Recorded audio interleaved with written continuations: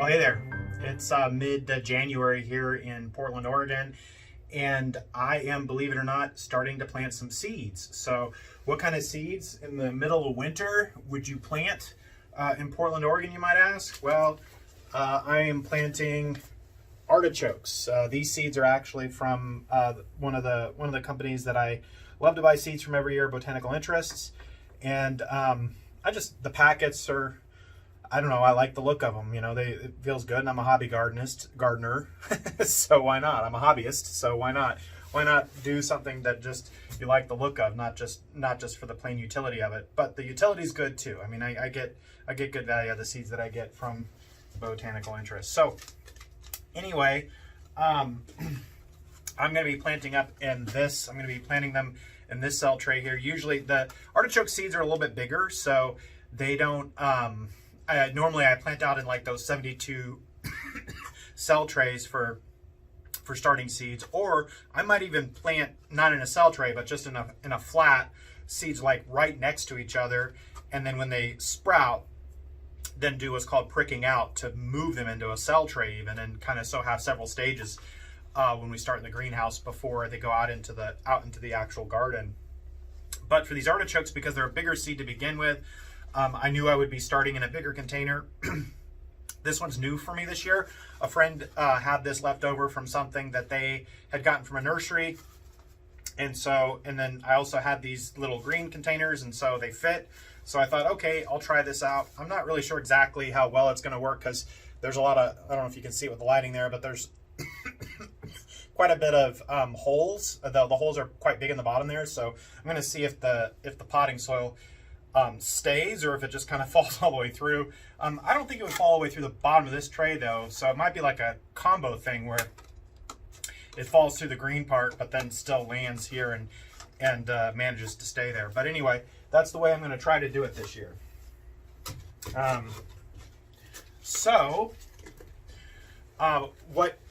way back in the fall we actually got some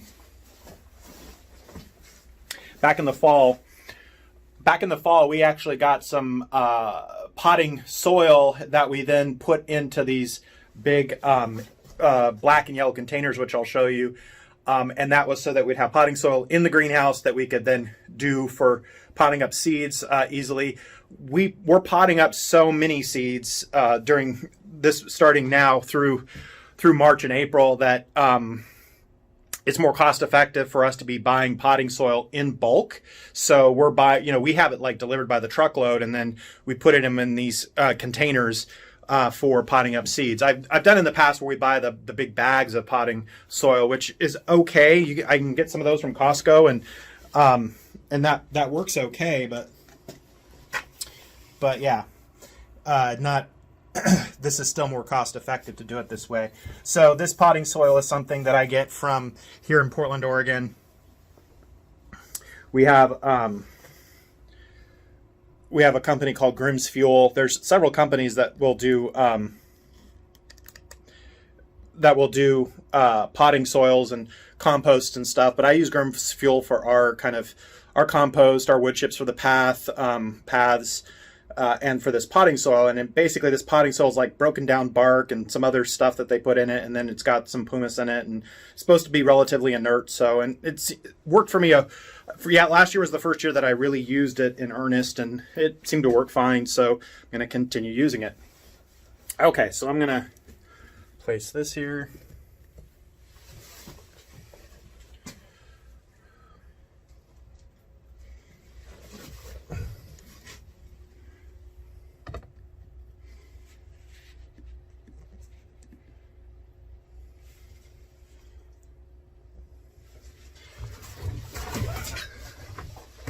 Okay, so what you're going to see me doing here is just filling this up.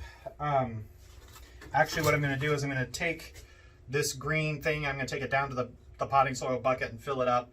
And you won't be able to see that unless I change the camera for you, which no need, I'll just cut that part out.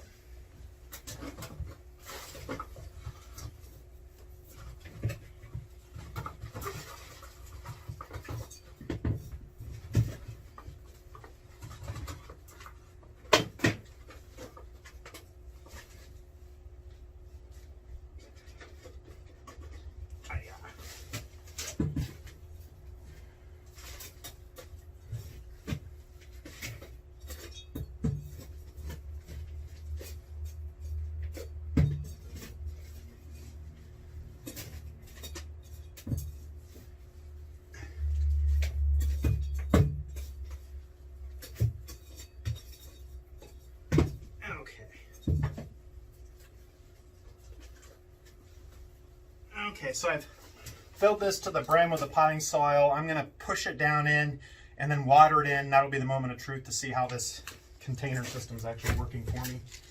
Move my seeds out of the way so they don't get unnecessarily wet there. Yeah, it actually seems to be working fine. I mean, it's not pushing through the bottom of it at all. It doesn't seem like, so that's good. And I mean, realistically, I don't know, maybe it'll kind of slowly seep out the bottom of it.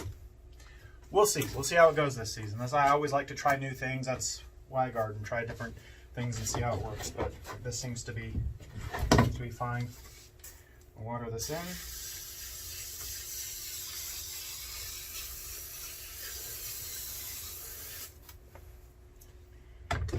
Okay, so that's one thing about this potting soil though, is it's very dry and it doesn't like suck up the water super easily. So usually when I water it, it'll just like sit on the top, and so I water it, I wait for it to seep in.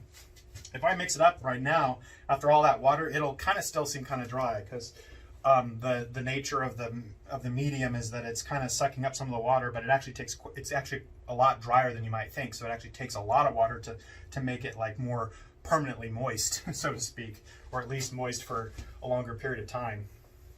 So I'm going to do this a couple of times. I'm going to wait for the water to seep in, and then I'm going to water it again.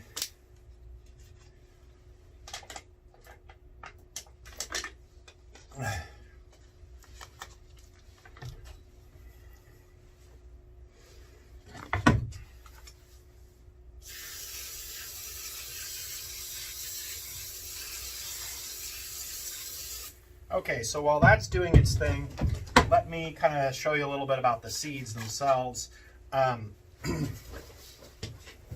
So with this seed packet here, it is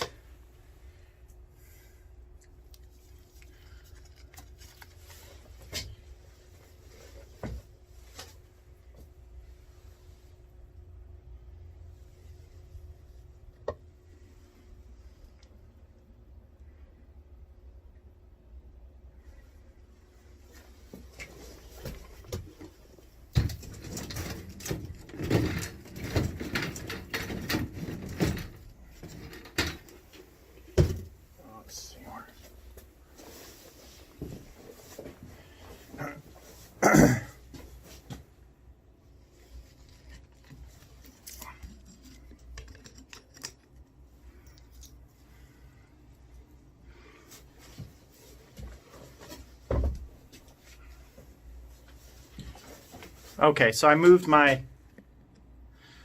Okay, so I'm coming at you from a different angle here, just so that it made it easier for me to just stand up straight and kind of show you what I think I should do with these seeds. So with these seeds here, I'm going to go ahead and open the packet. And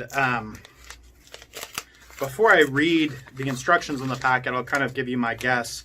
Of course, I've done this before in prior years, so I'm probably subconsciously relying on my memory a little bit, but I don't specifically remember what the packet's going to say in terms of seed depth. But I wanted to show you the size of the seeds here.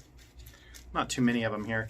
This packet that I got is a combo between a green globe improved and a purple of Romania artichoke. So two different kinds of artichokes essentially. So anyway, this is the seed here. I'm going to give you a better view of that.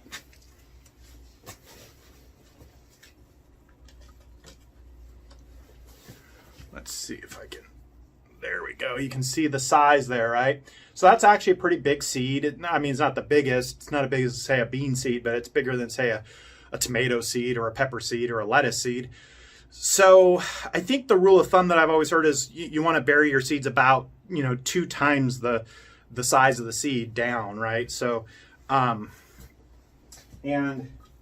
so let's see what the packet actually says. So the packet has some good instructions on the back here, and the packet says seed depth 1/8 to 1/4 inch depth. So I mean, I'm not sure, 1/8 would not be, yeah, I mean that seems about right, that the two times the depth of the seed itself. If we went all the way to 1/4, it'd be about 2 times, I think.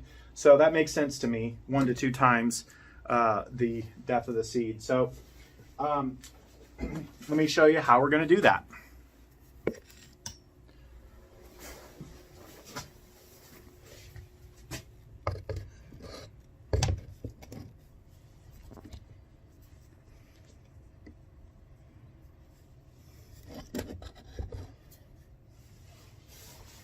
Okay, so the way I'm going to do is I'm going to get a handy little dibbler here.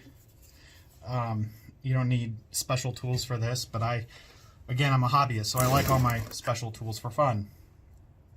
So what I'm going to do is I'm just going to make a little indentation here.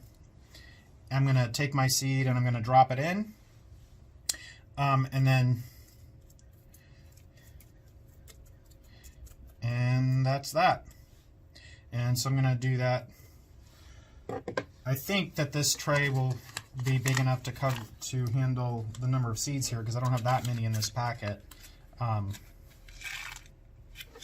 that's all the seeds right there. So, okay, drop it in. I thought maybe what I was going to do is end up sprinkling some additional potting soil on the top of these trays, but actually, now that I'm doing this here, I'm not going to do that. I'm not going to need that. So there we go. Put that in, and away I go.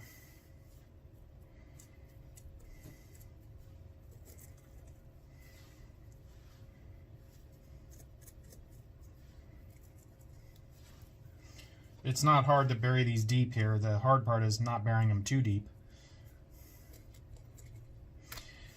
Artichokes need, if you're growing from seed, a lot of times people buy artichoke starts from the store, and that's how they grow them, because it does take a long time to grow an artichoke from seed.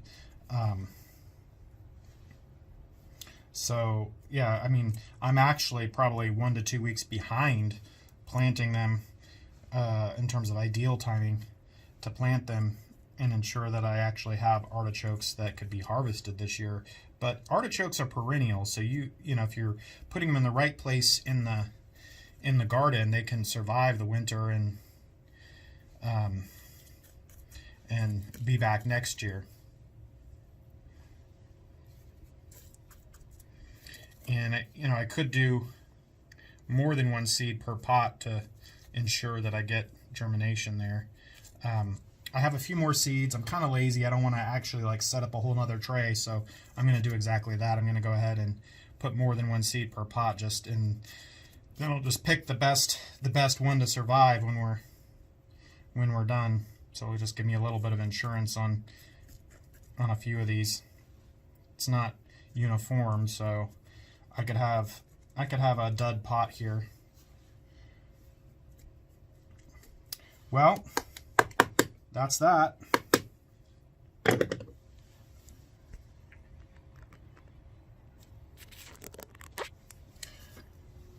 Okay, so that's it in terms of this particular project. That's it in terms of this particular project. The next step is for me to just find the right place in the greenhouse to kind of set this and then let it be.